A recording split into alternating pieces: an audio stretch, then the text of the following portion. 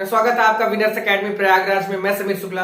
आज हम लोग प्रोज का लास्ट लेसन पढ़ने जा रहे हैं जिसका नाम है हेरिटेज ऑफ इंडिया यानी भारतवर्ष का उत्तराधिकार। इससे पहले मैंने शॉर्ट स्टोरी खत्म कर दी है, उसके पूरे चैप्टर हो गए, शॉर्ट आंसर और जितना उसका हिंदी एक्सप्लेनेशन था। पोएट्री भी पूरी तरह से खत्म हो चुकी है जिसमें हम लोगों ने उसके सेंट्रल आइडिया, रेफरेंस, कॉन्टेक्स्ट और हिंदी एक्सप्लेनेशन को जाना। और सबसे अच्छी बात यही है क्योंकि आज बहुत सारे बच्चों ने मुझे अपने पेपर हाफ ईयरली के दिखाए, इतना सटीक पढ़ाया गया है, इतना सटीक बताया गया है कि 2 कॉपी वही क्वेश्चन आ रहे हैं। और मैंने आपको बताया है कि आप अब सिर्फ आपकी जिम्मेदारी ये है कि वीडियोस आप देखें, अपनी नोट्स बनाएं, अच्छे ढंग से पढ़ाई करें। मेरा वादा है आपसे कि 90+ नंबर आपके इंग्लिश में होंगे, इससे नीचे नहीं होगा अगर आप पूरी मेहनत करते हैं तो आज हम लोग लास्ट लेसन की बात करने जा रहे हैं, हेरिटेज ऑफ इंडिया। इसके बाद हम लोग 11th क्लास की इंग्लिश शुरू करेंगे, उसके जो भी बचे हुए पार्ट है वो, और उसके अलावा हम लोग अपना ग्रामर पढ़ेंगे। ये जो तरीका है इस पे कई लोगों ने कहा कि सर आप लाइन बाय लाइन नहीं पढ़ाते। मेरे बच्चे, मैं आपको बता दूं, ये एक ऐसा तरीका है हेडिंग डालकर पढ़ाना जो शायद ही किसी यूट्यूब के चैनल पे आपने देखा होगा। इससे फायदा क्या है कि ये टाइम टेकन बहुत कम है, इसमें आपको टाइम नहीं देना होता ज्यादा। आप लाइन बाय लाइन पढ़ के आप विद्वान बनना चाहते हैं तो वो चीज छोड़ दीजिए। आपको आपका सिर्फ एग्जाम देखना और एग्जाम में टॉप करना है या 90+ नंबर लाने हैं। एंड आप हिंदी जान लेते हैं तो उसी के हिसाब से आप उसकी शॉर्ट आंसर लिख सकते हैं, सारी चीजें कर सकते हैं। तो इसलिए परेशान मत हो, आराम से लाइन बाय लाइन पढ़ने से अच्छा है कि हम एक एक हेडिंग जाने, और क्योंकि टाइम टेकन कम है, डेटा कम लेगा, तो आपका सारा सिस्टम क्लियर हो जाएगा। तो परेशान होने की जरूरत नहीं, वीडियो लास्ट तक देखना। बहुत इंटरेस्टिंग लेसन ये भी है एज अ वुमेन्स एजुकेशन की तरह। तो सबसे पहले इसका इंट्रोडक्शन ऑफ लेसन यानी पाठ्य का परिचय जो है हम लोग देखते हैं। इसका इंट्रोडक्शन यानी इस लेसन में बताया क्या गया है। इस लेसन में कहा जा रहा है कि इस लेसन में जो राइटर हैं A.L. बशम, वो हमें बताना चाहते हैं कि प्राचीन हिंदू संस्कृति ने सदा दूसरी संस्कृतियों के अच्छे विचार बिंदु लेकर उन्हें अपने में समा लिया है। इतने पर भी प्राचीन भारतीय संस्कृति अपने विशेष सद्गुणों को संभाल कर रखे हुए। यानी इस पूरे लेसन में यह बताया जा रहा है कि जो भारतीय हिंदू संस्कृति है वो तमाम तरह की चीजों से मिलाकर बनी हुई है। जो अच्छी चीजें हैं वो इसमें रखी गई हैं, और भारतीय हिंदू संस्कृति वास्तविकता है कि वो अपने आप में यूनिक है, अलग है। क्योंकि यहां पर पत्थर को भी भगवान मानकर पूजा जाता है, पेड़ों को भगवान मानकर पूजा जाता है, गाय भैंसों में भी भगवान माना जाता है उनके अंदर। तो यहां पर हर एक चीज का सम्मान है, हर एक चीज की अपनी एक योग्यता है, उसको एक अलग नजरिए से देखा जाता है। और क्योंकि दूसरी संस्कृतियों से भी बहुत सारे अच्छे विचार लिए गए हैं, और इसी वजह से कहा जा रहा है कि जो भारत का उत्तराधिकार है, भारतवर्ष का जो उत्तराधिकार है, वो हम ही लोगों के हाथों में है। हम लोग अगर इसको संभाल कर रखेंगे तो भारतीय हिंदू संस्कृति बहुत आगे तक जाएगी, इसमें कोई दो राय नहीं है। क्योंकि यहां पर हिंदू संस्कृति की बात हो रही है तो कोई इस पे कोई क्वेश्चन नहीं उठना चाहिए। लेकिन ये क्योंकि एक पेपर है, एक लेसन है, इसको हमें पढ़ना है, समझना है। तो अभी यह क्लियर हो गया। पहले जो हेडिंग है इसकी, इंट्रोडक्शन ऑफ द लेसन, क्या है कि भारतीय हिंदू संस्कृति ने अलग अलग धर्मों, अलग अलग विचारों में जो भी अच्छी चीजें रही हैं उनको अपने अंदर रखकर समाहित कर लिया है। और मैंने आपसे बताया कि गाय, भैंस, पेड़ पौधे और यहां तक कि पत्थरों को भी भगवान मानकर पूजा जाता है, उनका सम्मान किया जाता है। ये क्वालिटी आपको केवल और केवल हिंदू धर्म में ही दिखाई देगी, बाकी और किसी धर्म में हो सकता है शायद ही मुश्किल मिले। अगला है कि राम मोहन रॉय एंड विवेकानंद, यानी इनकी भी अपनी कुछ यहाँ पर कुछ इनकी लाइन थी, इनका भी कुछ कहना था हेरिटेज ऑफ इंडिया के बारे में या भारतीय हिंदू संस्कृति के बारे में। तो मैं यहाँ पर ये बयान लिख सकता हूं कि भारतीय हिंदू संस्कृति की ही बात यहाँ पर इस पूरे लेसन में हो रही है कि भारतीय हिंदू संस्कृति कैसी है, क्या चीजें होनी चाहिए, क्या चीजें नहीं होनी चाहिए, ये सारी बातें इसमें लिखी जा रही है। तो यहाँ पर अब हम लोग ये समझते हैं कि राजा राम मोहन राय और जो विवेकानंद जी हैं वो क्या कहना चाहते हैं। तो देखिए, राजा राम मोहन राय और विवेकानंद जी हैं। राजा राम मोहन राय एक समाज सुधारक थे। स्वामी विवेकानंद का भी विश्वास था कि समाज की सेवा भारत माता की सेवा है। स्वामी विवेकानंद को छात्रों का आइडल माना जाता है क्योंकि उन्होंने ही शिक्षा का पूरी तरह से प्रचार प्रसार किया था। यहां तक कि विदेशों में भी इनके लिए कहा जाता है, बताया जाता है और माना जाता है कि इन्होंने कहा था कि उठो, जागो और संघर्ष करो। यानी जो विवेकानंद जी थे वो भारतीय छात्रों के, वो किसी भी कक्षा का छात्र हो, वो उनका क्या होगा, वो उनको अपना आइडल मानेगा। इसी तरह से राजा राम मोहन राय भी थे, जो एक समाज सुधारक थे। इन्होंने बहुत सारे जो खामियां थी भारतीय हिंदू संस्कृति में, जो भी तमाम तरह की कमियां थी, उन्हें पूरा करने का प्रयत्न किया या प्रयास किया। तो इसी आधार पर इन दोनों के वर्ड यहां लिए गए कि राजा राम मोहन राय एक समाज सुधारक थे, साथ ही साथ विवेकानंद जी के बारे में भी कहा गया कि वो छात्रों के आइडल रहे हैं और हमेशा बने रहेंगे। अभी देखिए, जवाहरलाल नेहरू यूनिवर्सिटी जो जेएनयू के नाम से जानी जाती है, उस पे कुछ लोगों ने मूर्तियां तोड़ दी थी, अभद्र भाषा लिखी हुई थी, लेकिन अभी 25 फीट की वो मूर्ति बना दी गई, पहले 10 फीट की थी। तो उनका नाम चलेगा, हमेशा रहेगा। और छात्र शक्ति राष्ट्र शक्ति, उन्होंने ही नारा दिया था कि छात्र शक्ति ही राष्ट्र शक्ति बन सकती है। अगली लाइन है महात्मा गांधी की। इन्होंने क्या कहा था, हेरिटेज ऑफ इंडिया यानी भारतवर्ष के उत्तराधिकार के बारे में इन्होंने, या भारतीय हिंदू संस्कृति के बारे में इन्होंने भी कुछ कहा था। तो वो क्या कहा था इन्होंने कि महात्मा गांधी समाज सेवा को धार्मिक कर्तव्य जैसा मानते थे।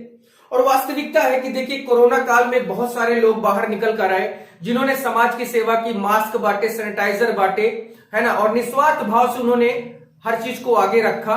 और कुछ लोग ऐसे रहे हैं जो सेवा करते करते, जैसे हमारे डॉक्टर्स होते हैं, वो भगवान का दूसरा रूप माने जाते हैं, और उन्होंने सेवा करते करते, भारतीयों को बचाते बचाते अपनी जानें गंवा दी। तो उन्होंने क्या कहा था कि महात्मा गांधी समाज सेवा को धार्मिक कर्तव्य जैसा मानते थे। वे हिंदू संस्कृति तथा पश्चिमी विचारों दोनों से प्रभावित थे। यानी इंडियन जो कल्चर है वो इनको पसंद था, और जो पश्चिमी देश हैं, जैसे आपका यूरोपीय देश में इंग्लैंड, ब्रिटेन, अमेरिका, ये सारे जो जर्मनी, फ्रांस, ये थे, वो वहां की सभ्यता से भी खूब प्रभावित थे, क्योंकि ये दोनों जगह रहे हैं, इंडिया में भी रहे हैं, वेस्टर्न कंट्रीज में भी रहे हैं। नॉर्थ तो हम लोग का है, सॉरी ईस्ट हम लोग का है। तो यहां पर इन्हें दोनों चीजें पसंद थी। महात्मा गांधी वर्ग व्यवस्था तथा जाति व्यवस्था की कठोरता को नहीं मानते थे। यानी महात्मा गांधी कास्ट को नहीं मानते थे, या जो ब्राह्मण, क्षत्रिय, वैश्य, शूद्र वाली चीजें हैं, इसको नहीं मानते थे। उनका कहना था हर एक इंसान अपने आप में एक है, वो भगवान का ही बनाया हुआ है। वो किसी जाति या वर्ण में उनको वो नहीं मानते थे कि हाँ ये ब्राह्मण है, ये क्षत्रिय है, ये वैश्य है, ये शूद्र है, या ये पासी है, चमार है, पंडित है, ठाकुर है। वो इन सब चीजों को नहीं मानते थे, बिल्कुल नहीं मानते थे। वे अहिंसा में विश्वास करते थे। वे महिलाओं की प्रगति के पक्षधर थे। वे कभी रूढ़िवादी नहीं रहे। हिंदू संस्कृति को उन्होंने एक नया जीवन दिया।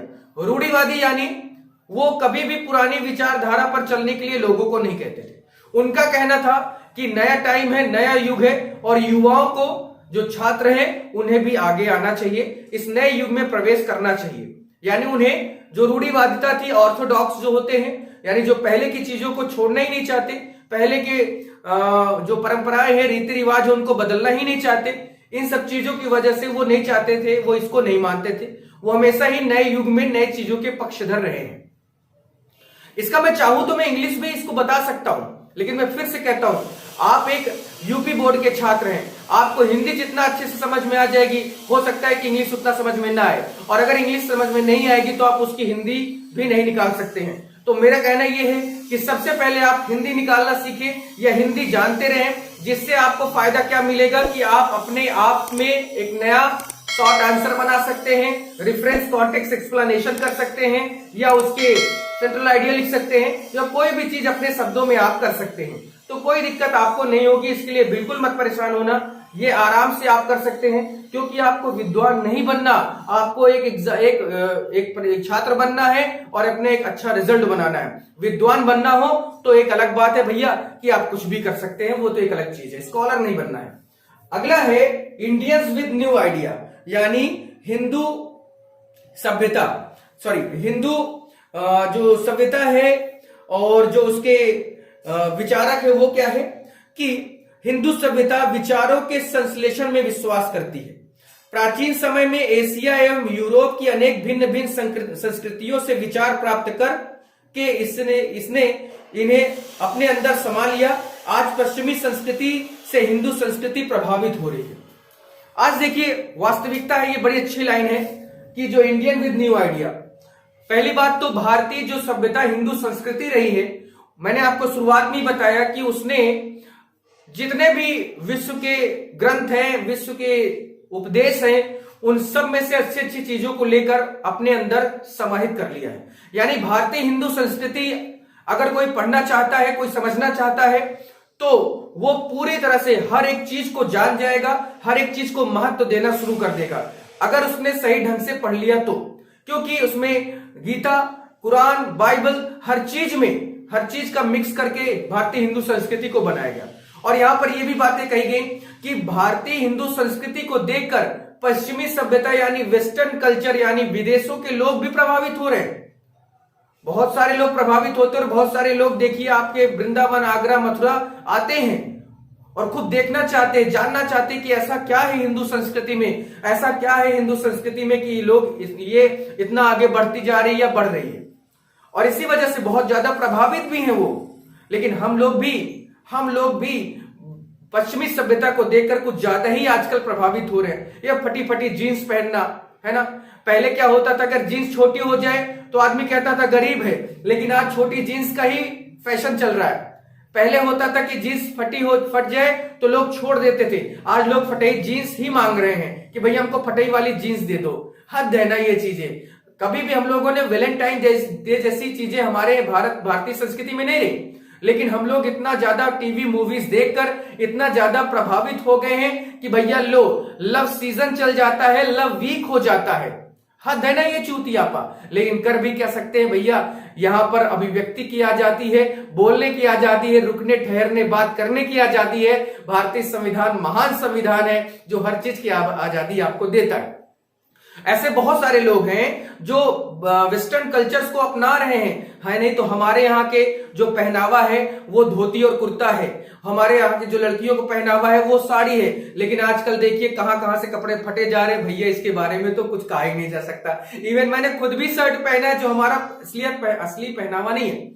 हमारा असली पहनावा साउथ में दिखता है, वहां के लोग धोती कुर्ता या कुर्ता और शर्ट ही पहनते हैं। वहां की लड़कियां भी क्या हमेशा जो है साड़ी पहनती हैं। यानी जो अच्छी चीजें हैं आपको उधर देखने को मिल जाएंगी। लेकिन हम लोग क्या है आजकल बहुत ज्यादा पूरी तरह से अट्रैक्ट हो रहे हैं वेस्टर्न कल्चर्स की ओर, और वेस्टर्न कल्चर वाले हम लोग से अट्रैक्ट हो रहे हैं कि नहीं हमें हिंदू संस्कृति को जानना है, समझना है। लेकिन कर भी क्या सकते हैं, मैंने कहा ना कि हर चीज का भारतीय संविधान में स्वतंत्रता है भैया, आपका मौलिक अधिकार है। चाहे चॉकलेट डे मना लो, चाहे वैलेंटाइन डे मना लो, या चाहे जोन डे मना लो, लात जूता डे मना दो, कोई दिक्कत नहीं, कोई कुछ बोलने वाला नहीं है आपसे। नेक्स्ट है हिंदू सिविलाइजेशन। यानी हिंदू सिविलाइजेशन क्या है कि हिंदू सभ्यता के बारे में बात करेंगे। हिंदू भारतीय लोग आज अपनी संस्कृति पर गर्व करते हैं। भारतवर्ष की वृद्धि और प्रगति के लिए वे आज अपनी दुर्बल परंपराओं को त्याग करने के लिए तत्पर हैं। भारतीय लोग यद्यपि पश्चिम के विचार ग्रहण कर रहे हैं तो भी वे अपने स्वयं की संस्कृति को गहराई से अपनाए हुए हैं। यहां पर बात की जा रही है हिंदू सिविलाइजेशन की, कि जो भारतीय हैं वो हो सकता है कि वेस्टर्न कल्चर से ज्यादा अट्रैक्ट हो रहे होंगे, लेकिन वो अपनी हिंदू संस्कृति को नहीं छोड़ सकते हैं। ऐसा नहीं कि चर्च में जाके शादी कर लेंगे, ऐसा नहीं है ना, बिल्कुल ऐसा नहीं हो सकता। क्योंकि भारतीय भले ही वेस्टर्न आइडियाज अपना रहे हो, वेस्टर्न कल्चर्स की ओर अट्रैक्ट हो रहे हो, लेकिन वो अपने कभी भी वेस्टर्न कल्चर को अपने धर्म, रीति रिवाज, परंपराओं से नहीं जोड़ सकते। उनका दिल आज भी भारतीय हिंदू संस्कृति के लिए ही धड़कता है। ऐसा नहीं है कि भैया वेस्टर्न है तो ले जाके चर्च में शादी कर लो, घूमो फिरो, फिर उसके बाद छोड़ छाड़ के बैठ जाओ। ऐसा कुछ भी नहीं है भारतीय संस्कृति में। यही है हिंदू सिविलाइजेशन, यही हिंदू सभ्यता। अगला है न्यू चेंज। नवीन परिवर्तन क्या है, यानी नया परिवर्तन क्या हो रहा है। तो भारतीय लोग शांत एवं सौम्य आनंद में विश्वास करते हैं, जबकि पश्चिमी लोग जीवन की गति में विश्वास करते हैं। नवीन प्रभावों के कारण अब भारतीय लोग अपनी विधवाओं को जलाते नहीं, बालिकाओं का विवाह उनकी बाल्यावस्था में नहीं करते। छुआछूत की भावना धीरे धीरे समाप्त होती जा रही है। कानून के द्वारा मंदिरों को सबके लिए खोल दिया गया है। जाति प्रथा की कठोरता भी मिटती जा रही है। पुराने परिवार प्रथा भी आधुनिकता का रूप लेकर बदल रही है। ये लाइन बहुत जोरदार है, बहुत इंटरेस्टिंग है। न्यू चेंज, नई सभ्यता। आपको पता है अयप्पा मंदिर है केरल में, मुझे लगता है केरल में ही है। वहां पर महिलाओं का प्रवेश वर्जित है। कहते हैं भगवान जो वहां पर गणेश जी की मूर्ति है, और कहते हैं कि वहां पर महिलाएं जो 14 साल से कम की हैं वही जा सकती हैं, उससे ऊपर की नहीं जा सकती। लेकिन कानून ने कहा, कानून सुप्रीम कोर्ट ने कहा कि ऐसा नहीं है, धर्म सबके लिए है, धार्मिक भावना सबके लिए है, कोई भी जा सकता है और कहीं भी जाकर वहां पर पूजा पाठ कर सकता है। क्लियर हुई बात पहली। दूसरी बात कि पहले हम लोग क्या होता था, सती प्रथा अपनाते थे। सती प्रथा में आदमी के साथ औरत को भी क्या कर दिया जाता था, जला दिया जाता था। लेकिन आज आप देखते हैं कभी खुद की रिश्तेदारी में या बगल में आस पड़ोस में देखते हैं कि किसी का पति मर गया हो और उस औरत को उसके साथ जलाया गया हो, कभी नहीं पाएंगे। पहले बाल विवाह होता था, पहले छोटे छोटे बच्चे होते थे, 14 साल 15 साल में उनकी शादियां कर दी जाती थी। लेकिन आज का भारत एक पढ़ा लिखा भारत है। आज की लड़कियां भी समझदार हैं कि हमें अपने पैरों पर खड़ा होना है, अपने देश के लिए कुछ करना है, अपने परिवार खानदान के लिए कुछ करना है, तो उसके बाद हम शादी करेंगे, पहले हम शिक्षित होंगे। छुआछूत की बातें भी अब दूर हो रही है। पहले होता था कि एक जो शेड्यूल कास्ट होता था, यानी जो शूद्र होते थे या जो सबसे निचली कास्ट के होते थे, उन्हें अलग खाना दिया जाता था, और जो ब्राह्मण कास्ट होती थी उन्हें अलग खाना दिया जाता था। लेकिन आज वो दूरी मिट गई है। एक शूद्र और एक ब्राह्मण दोनों साथ में बैठकर खाना खाते हैं, और आप होटलों में देख सकते हैं, रेस्टोरेंट में देख सकते हैं। भाई होटल रेस्टोरेंट में कौन बना रहा है हमें क्या पता, लेकिन हम खाते हैं, पीते हैं, आराम से रहते हैं, कोई दिक्कत नहीं होती। ये नए चेंज है, ये नया परिवर्तन है, ये भारत को बहुत आगे तक लेके जाएगा, कोई इसको रोक नहीं सकता। और एक सबसे बड़ी बात कि जाति प्रथा भी पूरी तरह से खत्म हो गई है। ऐसा नहीं होता कि ये इस जाति का है तो इसे नहीं बुलाएंगे, इस जाति का है तो इसके साथ बैठ के नहीं खाएंगे। सारी चीजें खत्म हो चुकी है। कानून अब सिर्फ और सिर्फ कानून का राज है। कानून जो कहेगा वही होगा, कानून के हिसाब से देश चलेगा, किसी और के हिसाब से, किसी के हिसाब से नहीं चलने वाला है। कानून सर्वोपरि है भारत में, भारतीय संविधान सर्वोपरि है भारत में। और ये सबसे इंपॉर्टेंट यही वाला था, न्यू आइडिया या न्यू चेंज, यानी नए परिवर्तन क्या क्या हो रहे हैं, ये सबसे बड़ी बात थी। इसमें एक पॉइंट और है जो मैं आपको बताना चाहूंगा। इसमें एक पॉइंट है, the Hindu civilisation retains its continuity. ठीक है, यहां पर मैं लिख सकता हूं कि द हिंदू सिविलाइजेशन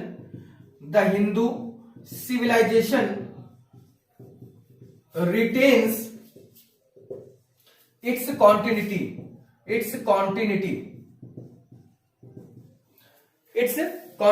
ठीक है। Hindu civilisation retain its continuity, ठीक है।